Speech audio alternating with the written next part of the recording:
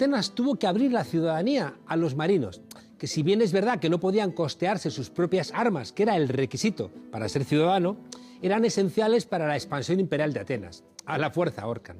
Desde que se extendió la ciudadanía a los pobres libres, los sectores oligárquicos empezaron a conspirar, porque no toleraban que los que carecían de patrimonio, los que no eran de esas grandes familias, pudieran regir los destinos de la ciudad. En realidad, ni siquiera lo hacían. Los pobres podían acceder a algunas magistraturas, pero era imposible mandar si no pertenecías a alguna de esas familias ricas. Lo que sí lograron los griegos fue que los que mandaban tuvieran la obligación de escuchar a ese pueblo compuesto por ciudadanos. Y por supuesto, ciudadano no era cualquiera, no lo eran los esclavos, y cuidado, que hasta el más pobre de los pobres tenía un esclavo.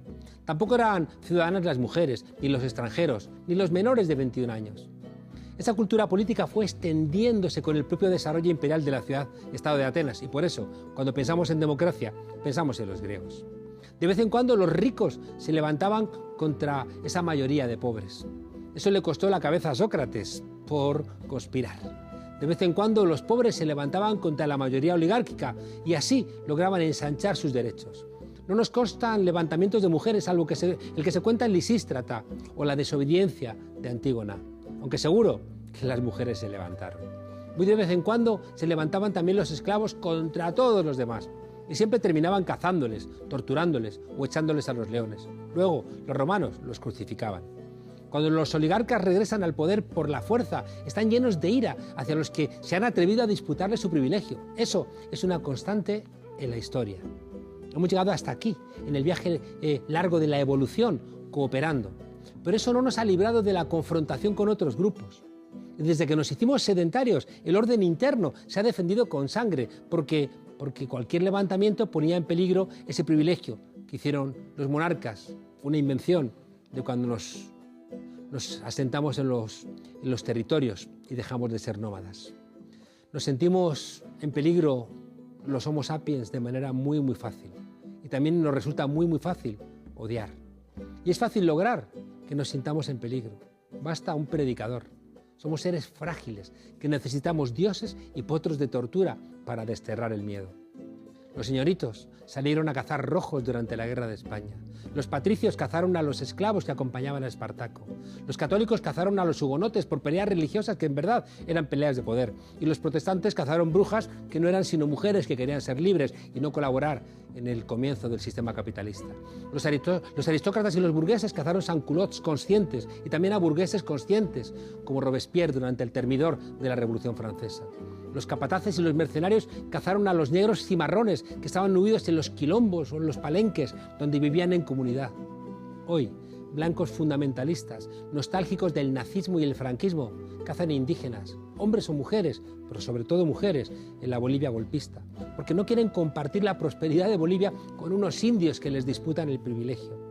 Hoy, blancos de clase media y ricos nostálgicos de Pinochet cazan demócratas pobres en el Chile que está buscando en las calles su libertad. Y lo mismo hacen los seguidores de Lenín Moreno en Ecuador o los de Bolsonaro en Brasil.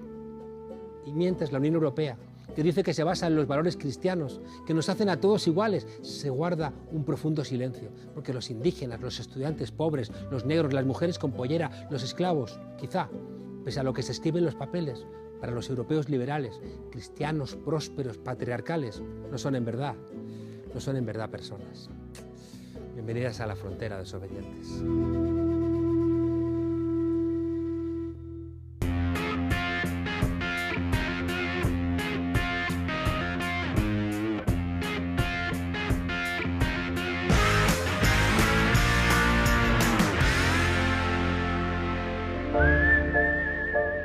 ¿Cuántas veces hemos esperado que se abrieran las anchas alamedas en Chile? Y parece que se están abriendo. El continente está en ebullición y parece que el intento que viene desde Estados Unidos, desgraciadamente en connivencia con Europa, de recuperar la crisis económica generada por los ricos, por su avaricia y su codicia sobre las espaldas, otra vez, del pueblo latinoamericano, está encontrando respuesta en muchos países del continente. Uno de ellos, de los más evidentes, es ese Chile, lleno de pueblo en las calles, pero también, desgraciadamente, lleno de represión. Se están creando comités ciudadanos urgentes. Hoy tenemos la oportunidad de hablar con India Espinoza, que con otras compañeras y compañeros está armando un comité en defensa de los derechos de la infancia, que muchas veces se olvidan, y aún más cuando las convulsiones hacen que lo evidente se pierda de vista. Muchas gracias, India, por acompañarnos en la frontera. Adelante. Gracias por invitarme. Encantado por venir. India, ¿qué ha pasado en Chile? Parece que estaba todo detenido y de pronto vemos esa cantidad de pueblo en las calles. ¿Qué está ocurriendo? Chile era una olla a presión, literalmente. Durante más de 30 años se han venido vulnerando derechos básicos como el derecho a la salud, a la vivienda o a la educación, poniéndolos como bienes de consumo, privatizándolos. Llegó un momento en que el estudiantado, que tiene mucho poder en Chile, decidió rebelarse, y a eso le siguieron todas las grandes asociaciones, los grandes gremios y finalmente el pueblo completo. Un tercio del dinero que gana un chileno medio, que en estos momentos asciende a 301.000 pesos, que son alrededor de 300 y pocos euros, se gasta en movilización que hicieron los estudiantes. O sea, en transporte, que diríamos en transporte aquí. público que hicieron los estudiantes. El primer gran movimiento fue la evasión. Eso significa no pagar. No pagar metro, no pagar autobuses, no pagar. Vimos una represión brutal, ¿no?, a la gente que no pagaba, ¿no?, como si estuvieran casi asesinando. Existe hoy día una represión brutal, no solamente a la gente, a los estudiantes, existe una represión brutal a niños, una represión brutal a mujeres, hay cientos de mujeres violadas, hay cientos de desaparecidos frente a los cuales Derechos Humanos Internacional no está haciendo nada. Personalmente siento que Derechos Humanos y Amnistía Internacional y UNICEF Internacional se están lavando las manos en este conflicto.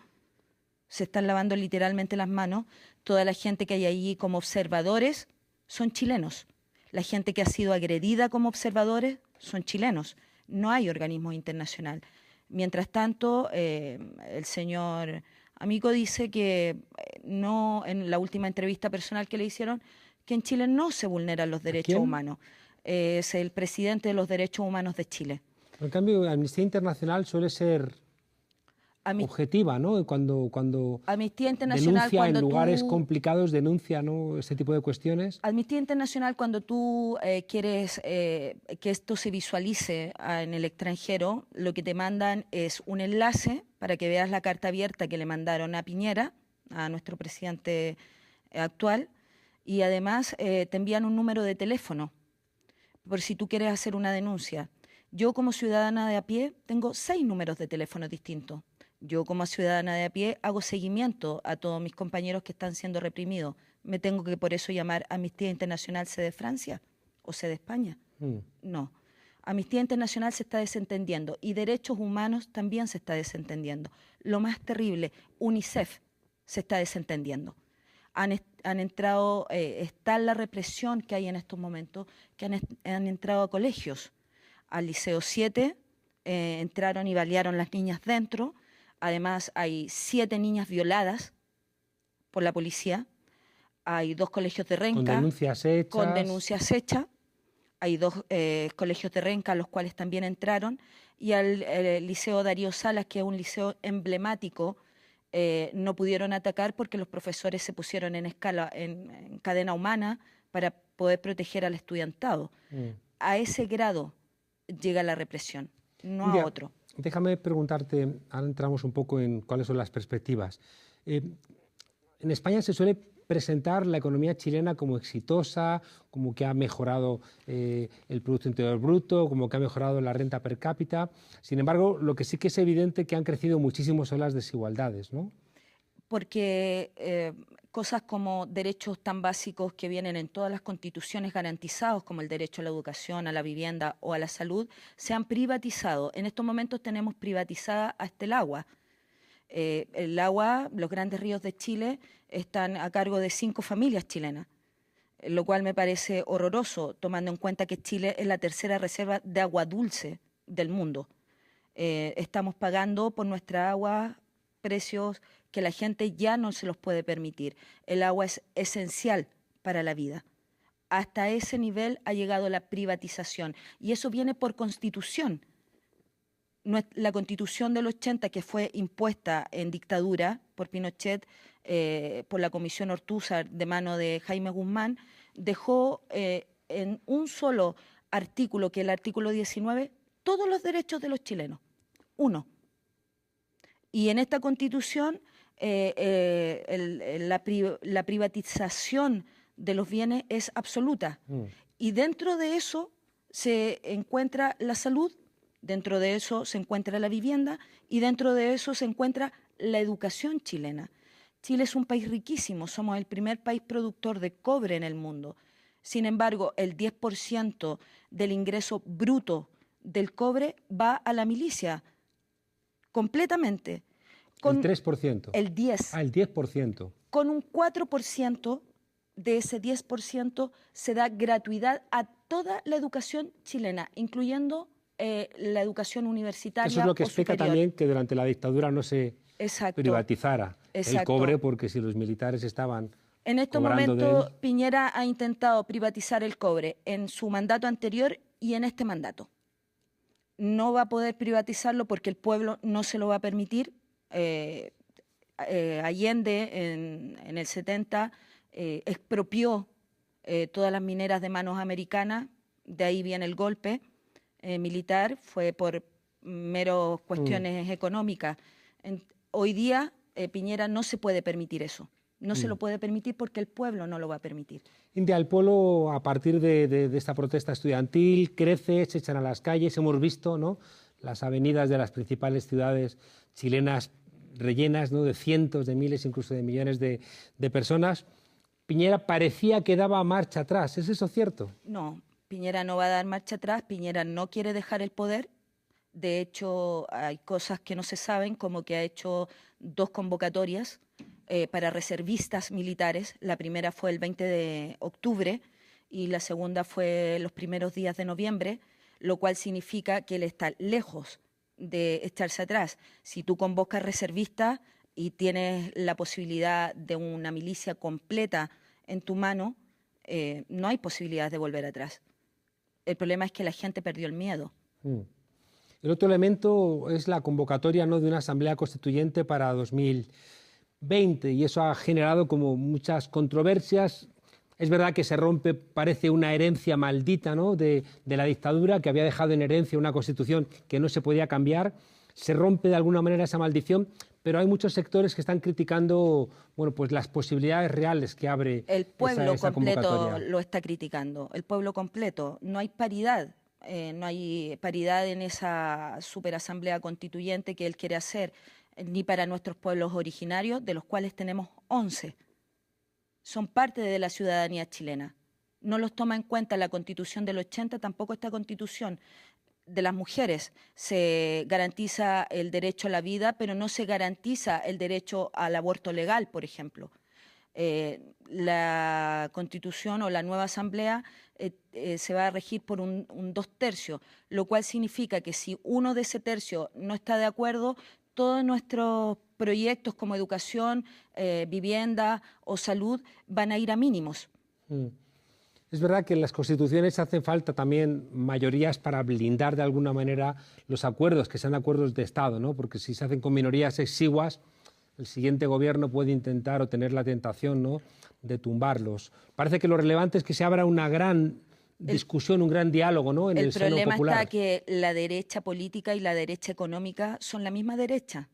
La misma gente que está en el poder es la gente que está legislando. Ejemplo vivo de ello es Piñera. Piñera es dueño de todos los informativos o tiene acción en todos los informativos chilenos, con lo cual no se están dando la información de manera correcta. Es dueño de Visa Internacional Chile, es dueño de supermercados. Curiosamente, los únicos supermercados que no han sido saqueados son sus supermercados, como tema muy curioso. Así que es lo mismo, la derecha política y la derecha económica son la misma derecha. India, la represión, por lo que nos están contando está siendo brutal, ¿no? Y no estamos teniendo mucha noticia, ¿no? Ahora estamos, es verdad, preocupados, ¿no?, por el golpe de Estado en Bolivia, estamos viendo imágenes terribles, ¿no?, de lo que está ocurriendo en Bolivia, y siempre cuando se pone el foco en un lado parece que nos olvidamos, ¿no?, de los demás conflictos que también existen ahora mismo, con asesinatos y muertes en Ecuador, bajo el gobierno de Lenín Moreno, bueno, y en el caso concreto de Chile con Piñera. ¿Qué está pasando con la represión? En estos momentos hay más de 200 desaparecidos, de los cuales no hay constancia, dentro de los cuales hay más de 50 que son niños. La represión llega a tal grado que tenemos más de 220 casos constatados de gente que ha perdido ojos o inclusive la vista, como nuestro hermano Gustavo Gatica, que lo dejaron ciego, estudiante de psicología de 21 años. Lo complicado de esto no es que pierdan ojos, lo complicado es que están tirando a la cabeza. El Estado dice que con balines de goma, sin embargo, ha salido ayer un estudio de la Universidad de Chile donde dice que no, que son de metal. Están tirando a la cabeza balas de metal. Tenemos casos registrados de balas de calibre, no de balines de goma. En este caso, Derechos Humanos Chile se está lavando las manos a través de sus presidentes, y Derechos Humanos Internacional también se las está lavando. Están masacrando al pueblo, literalmente, masacrándolo. Se meten dentro de las casas, sacan a los dirigentes y estudiantes de dentro de sus casas, gritan sus nombres y gritan sus DNI para que no sean olvidados. Estos casos, preguntaba antes de comenzar el programa, ¿qué están haciendo en ese sentido los partidos políticos progresistas, los partidos políticos de izquierda?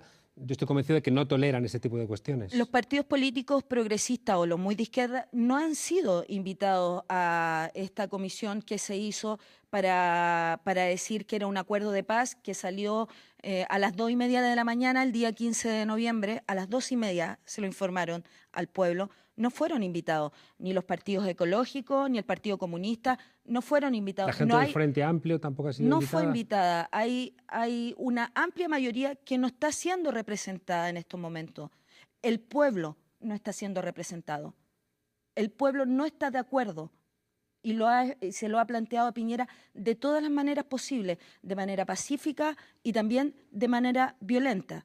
Una parte del pueblo, como ocurre en otros lugares, apoya, ¿no? A la derecha apoya... Una parte del pueblo lo apoya. Una muy pequeña parte, el problema es que la muy pequeña parte es la parte importante, la parte de la élite, la parte que maneja empresas, la parte que hace contrataciones, esa es la parte que está apoyando. ¿Qué está haciendo el ejército para despedirnos? Siguiendo órdenes, eso está haciendo el ejército, masacrándonos, violando derechos humanos, cortando carreteras en el sur, sacando a niños mapuches de sus colegios y apaleándolos, sacando gente de la comunidad LGTB y apaleándolos y torturándolos. Eso hace nuestro ejército. El pueblo de Chile pide disolución absoluta de Carabineros de Chile. Disolución. Mario Rosas, general de Carabineros de Chile, en un audio filtrado, ha dicho que ningún carabinero va a abandonar su puesto mientras él esté. Lo encuentro una barbaridad absoluta y pido a través de tu programa que, por favor, la comunidad internacional se haga cargo de esto. Chile no es un país que es conejillo de Indias. Viven personas allí. India Espinoza, de la Comisión en Favor de los Derechos de la Infancia chilena, radicada en Francia y en España.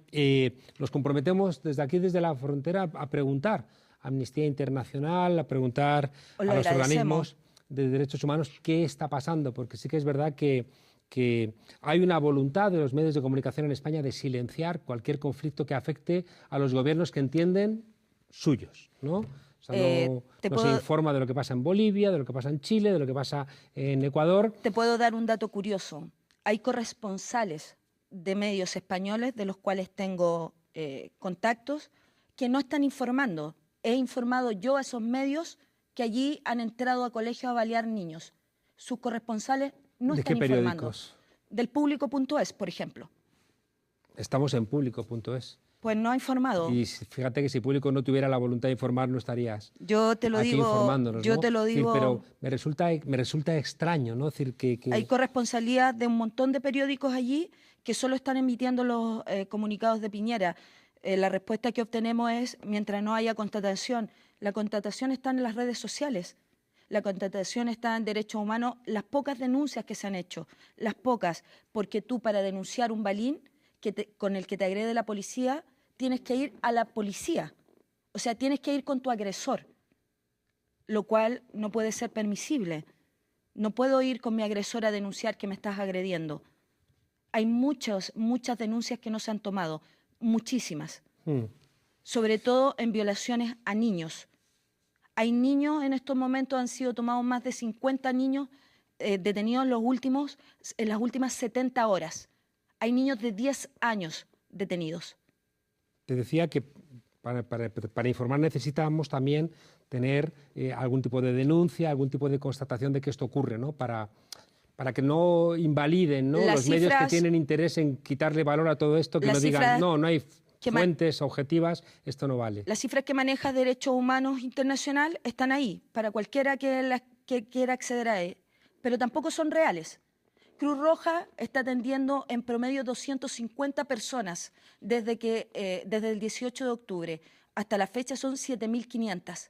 Sin embargo, aparecen poco más de 2.000 denuncias. A Cruz Roja se le está silenciando también. Lo dicho, India, aquí nos comprometemos a hacer preguntas a estos organismos internacionales. Preguntaremos también a nuestros compañeros, ¿no?, del público, que me consta que siempre hacen un trabajo muy valiente allá donde están, ¿no?, para que se sepa, ¿no?, lo que está pasando en Chile y que no sea el silencio, ningún tipo de coartada para que el poder siga haciendo de las suyas. Yo vengo a abogar en favor de los derechos de la infancia de mi país. Pido a la gente que por favor se sensibilice. Están siendo niños torturados, están siendo niños baleados. Hay muchos de esos niños que son héroes, que los han baleado ayudando a gente herida, estando con Cruz Roja, estando con Médicos Sin Frontera. Yo creo que la comunidad internacional no se ha hecho eco. Debe hacerse eco de lo que está pasando en Latinoamérica y concretamente en mi país en estos momentos. Muchísimas gracias, India. Mucha suerte y un abrazo muy fuerte a todos los compañeros y compañeras. Muchas gracias. Gracias. ¿Qué tal, Juan Carlos? Como siempre, América Latina intensa y no nos da respiro. 2 semanas atrás podíamos pensar en una ola antineoliberal en América Latina, con las protestas en Chile, con lo que había pasado en Ecuador, con el triunfo de Alberto Fernández en la Argentina. Y ahora tenemos que hablar de un gran retroceso por lo que está pasando en Bolivia y el golpe de Estado del 10 de noviembre. Como ustedes saben, Evo Morales sigue en México pensando cuáles son sus pasos a seguir frente a un gobierno que se presenta como de transición para convocar elecciones, pero que una vez asumido, en muy corto plazo, ha tomado decisiones que exceden lo que se puede pensar de un gobierno de transición que solamente quiere convocar a elecciones. Rompió relaciones con el gobierno de Venezuela, ha decidido salir del ALBA, esta Alianza Continental de las Américas más de izquierda, ha decidido salir de UNASUR y además ha decidido reemplazar a más del 80% de los embajadores. Todas decisiones muy políticas. Este nuevo gobierno en Bolivia está claro que tiene oposición y va a tener mucha oposición. Estamos hablando de un pueblo muy aguerrido que ha logrado en muchísimas oportunidades contener a gobiernos neoliberales y golpistas. Por eso hay mucha resistencia. Y la respuesta de este gobierno llamado de transición ha sido durísima. El viernes pasado han reprimido manifestaciones en la zona de Cochabamba que han dejado al menos 9 muertos. Y además es un gobierno que está utilizando un lenguaje muy similar al que usaban las dictaduras en el siglo pasado. Habla de subversivos, habla de terroristas, habla de salir a cazar opositores. Claramente un ministro ha dicho que ha comenzado una cacería en contra de Juan Ramón Quintana, jefe de gabinete en el gobierno de Evo Morales. Esto es, están utilizando un lenguaje que uno podría pensar que ya había desaparecido, del lenguaje incluso de gobiernos de derecha en América Latina, y la obscenidad incluso de mostrar dónde vivía Evo Morales, que era en el Palacio de Gobierno, la obscenidad de mostrar la cama como si fuera un lujo que el indio pudiera dormir en una cama. Claro que la gran pregunta que surge ahora, Juan Carlos, es cómo se puede hacer para pacificar Bolivia. Recordemos que el 10 de noviembre, antes de presentar su renuncia, Evo Morales había dicho que estaba dispuesto a convocar a nuevas elecciones, según lo que había acordado con la Organización de Estados Americanos, aunque ahora Evo Morales dice que se siente traicionado porque el informe tiene muchas irregularidades, no habla de fraude y sin embargo acusan a Evo Morales de haber sido el causante de toda la situación que se vive hoy en día. Evo Morales dice que quiere pacificar el país. La gran pregunta es, ¿se puede convocar nuevamente a elecciones? ¿Cómo se puede hacer? ¿Lo puede hacer este gobierno llamado de transición? ¿Lo puede hacer sin la Asamblea Legislativa, donde los partidarios de Evo Morales tienen 2/3 de la Cámara y por eso este gobierno llamado de transición ha tratado de eludir la Asamblea Legislativa? ¿Lo convierte en una dictadura? ¿Se puede negociar con una dictadura? Estas son las preguntas que nos hacemos, no solamente en Bolivia, sino en toda América Latina. Estamos renunciando con el buen vicepresidente para que mis hermanas de Pollera, como en Santa Cruz, Cochabamba, no sigan siendo pateados. Y desde ya que para poder responder a esta pregunta es muy importante lo que pase en el resto de la región. Los gobiernos de México y el presidente electo Alberto Fernández respondieron rápidamente. Primero le salvaron la vida a Evo Morales y Álvaro García Linera, su vicepresidente, y después dijeron lo que hubo en Bolivia es un golpe de Estado.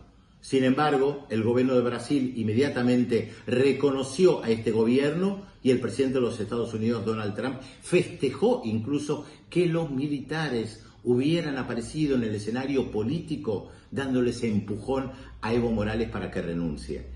Está claro que cuando las Fuerzas Armadas le sugieren a un presidente renunciar, no tiene la misma fuerza que puede tener un sindicato o una organización no gubernamental. Las Fuerzas Armadas son el poder de fuego del Estado.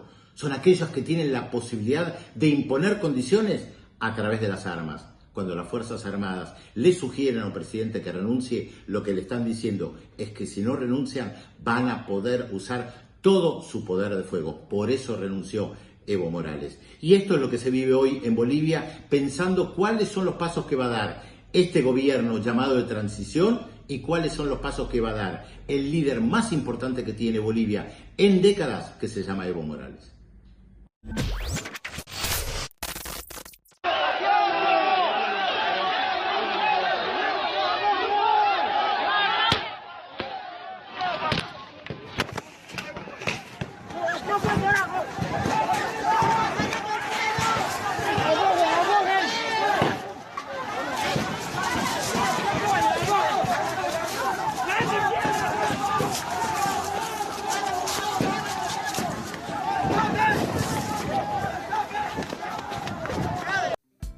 La policía boliviana disparando contra la gente que pide la vuelta de su presidente constitucional, de Evo Morales.